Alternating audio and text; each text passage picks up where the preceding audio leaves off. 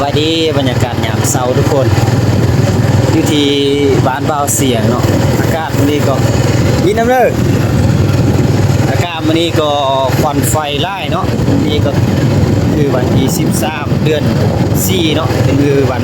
ที่เขาเจ้าเริ่มต้นดินบุญสงกรานต์ทุกคนแต่ว่าวันนี้เบาเสียงก็จะเดินทางไปถ่ายคลิปเนาะเบิ่ง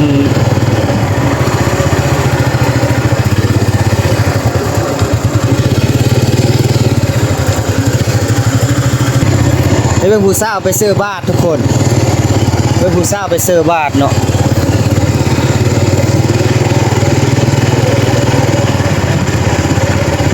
อยู่ในบัตรเลยผู้สาวซ้ำเติร์นมีแต่ผู้สาวงาม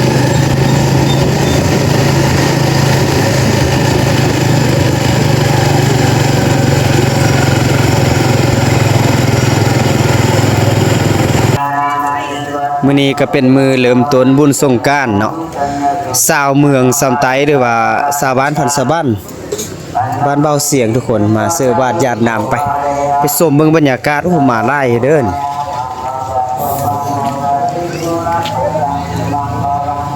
เขาเจ้าก็ยังนุ่งถือแบบเป็นเอกลักษณ์ลาวๆเลยนุ่งสิ้นไม้มอนแล้วก็เสื้อแผ่เวียงสิ้นไม้มอนนี่เขาเจ้าตำเองเด้อทุกคนมาเบิ่งนำกันเนาะผู้สาวน้อยนะฮักเบิ่งแม่แหน่มายังบายดีสาวน้อยบายดีสาวน้อยเอ้ยสบายดีโอ้น่าฮักแท้ว่างามแท้นี่เอาทุกคนบรรยากาศชาวเมืองซำไตแขวงหัวพานทุกคนที่เขาเจ้ามาตักบาตรญาตินำเฮ็ดบุญเนาะมื้อนี้โอ้ยมีแต่ผู้น่าฮักผู้งามๆเด้อเบิ่งแม่นุ่งสิ้นไม้มอนโอ้ทุกคนอยากชมเบิ่งบรรยากาศมาเด้อบ้านเฮาในนี้แหละเนาะฮอดมือบุญมืองานปาเบิ่งเขาเจ้านุ่งเครื่องนี่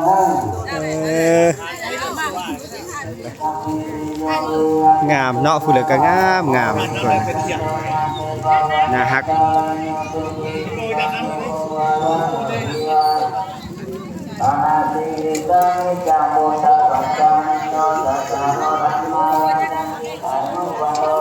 โอ้ยหันดีเอ็ดงามแท้ผู้เลยก็เนาะเบิ่งแม่นุ่งสิ้นแผ่ไม้แผ่เวียงอีกโอ้ยน่าฮักตาแพงนะผู้เลยก็เด้อ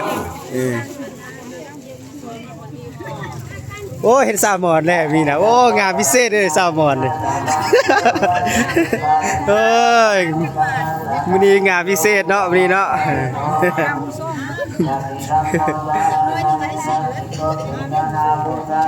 นุ่งสิ้นไม้แล้วก็มีแพเบี้ยงเป็นเอกลักษณ์ของบ้านเฮาเนาะที่เขาเจ้าตำเองนะทุกคนนี่นะเขาเจ้าตำเองแล้วก็เป็นวัฒนธรรมของไทยเฮาเนี่ยกันผู้เฒ่าผู้แก่เพิ่นก็มาโอ้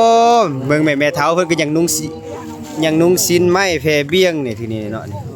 หาเบิ่งได้ยากนะทุกคนเนาะที่เป็นเอกลักษณ์ของบ้านเฮา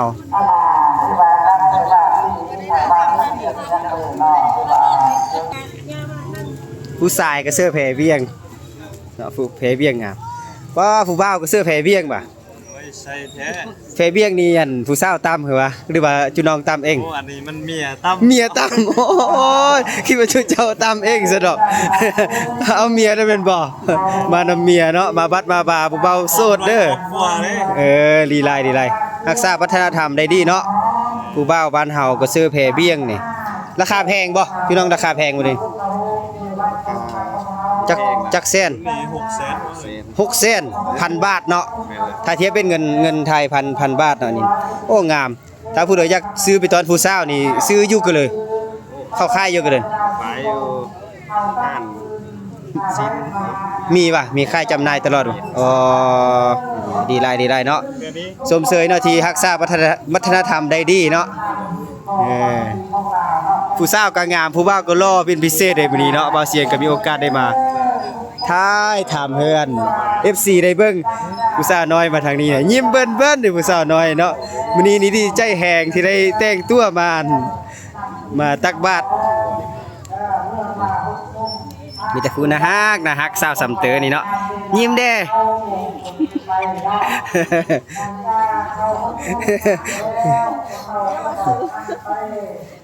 นี่ก็คือการนุ่งเครื่องเนาะที่ว่าเป็นเอกลักษณ์ของบ้านเฮาทุกคนจากศิลป์ไหมมอนเบื้องทางล่างนี่โอ้ยมีแต่ผู้งามๆเลยทุกคนผู้งามๆนะฮัก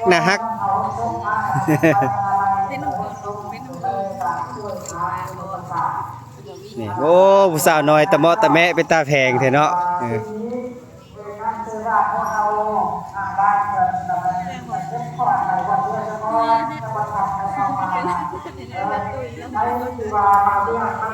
ประเทศจะตุยมันออกรถฟ้อง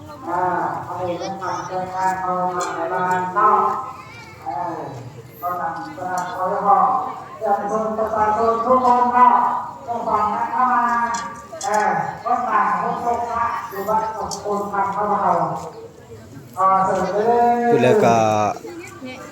กะเกียมมาเฮ็ดบุญเนาะทุกคนเนาะโอ้มวลบ้านเฮาในนี้มีความสุขเนาะ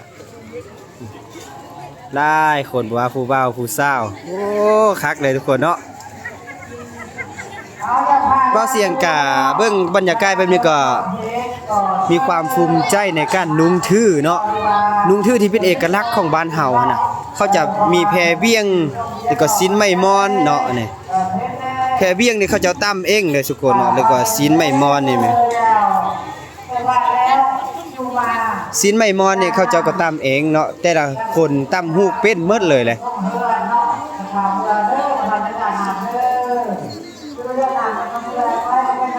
ผู้งามตะเมาะตะแมะเนาะแต่ละคนทุกคนเบิ่งแล้วก็มีความภูมิอกภูมิเจอบ้านเฮาแหน่โอ้ยสาวพ้นก็มาเนาะสาวพ้นก็เยอะได้เป็นผู้สาวเยอะแล้วเนาะผู้เหลือก็ผู้งามนะฮักยิ้มแด ยิ้ม14บ่ได้เด้ต้องยิ้มแห้งๆเด้อเฮามาถ่ายรูปนี่เขาเจ้าอ้ายเนาะเพราะว่าเขาจะขึ้นกองหั่นนะ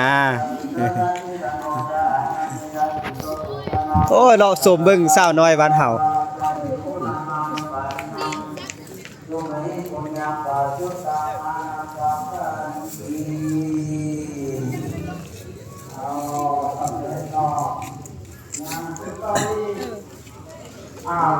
นี่คือสาวบ้านสวรรค์ของเขาเป็นการต่อตาห้องนั่งพักนั่งสวรรค์ของเขาเมื่อข้าศึกนานเมื่อที่เขายังคิดทุกนางข้าศึกนานอุบายนี่ก็คือการตักบาตรญาตินำเนาะบ้านเฮานี่แหละทุกคนเนาะเป็นวัฒนธรรมที่เขาเจ้าสืบทอดกันมาเนาะ